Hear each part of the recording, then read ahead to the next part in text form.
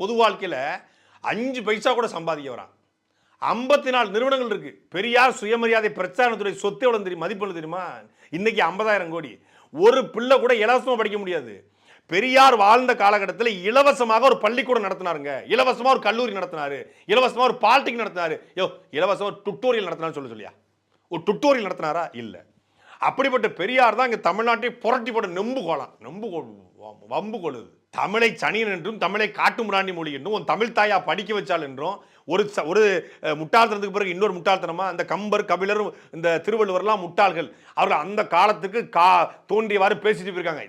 பிறப்புக்கும் எல்லா உயிர்க்குன்னு பேசக்கூடிய விஜய் ஒரு பக்கம் அந்த திருக்குறளை அந்த திருவள்ளுவரை அசிங்கப்படுத்திய இழிவுபடுத்திய சிலப்பதிகாரத்தை காவியம் என்று பேசிய ஈவேராவை தூக்கி சுமந்துக்கிட்டு பெரியார் பேரன், நான் பெரியார் மண்ணு பெரியாரே எங்களுக்கு மண்ணு அப்படின்னு சொல்லக்கூடிய இடத்துல தமிழர்கள் நிற்கிறாங்க.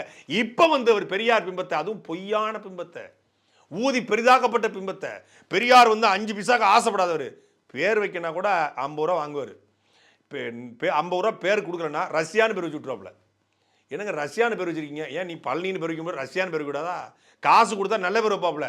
காசு கொடுக்கலாம் இந்த மாதிரி ரஷ்யா, சோவியத் யூனியன்லாம் பேர் வச்சிருக்காப்ல. சோவியத் யூனியன்லாம் ஒருத்தருக்கு பேர் ஏன் அப்படி வைக்கிறீங்கன்னு கேட்டால், பழனி திருப்பதி இருக்கும்போது சோவியத் யூனியன் கூடாதா? பழனி திருப்பதிங்கிறது அது சாமி பேர், அது ஊர் பேர் கிடையாது. அந்த அடிப்படை புரிதல் கூட இல்லாத படிக்காத ஒரு தற்குறி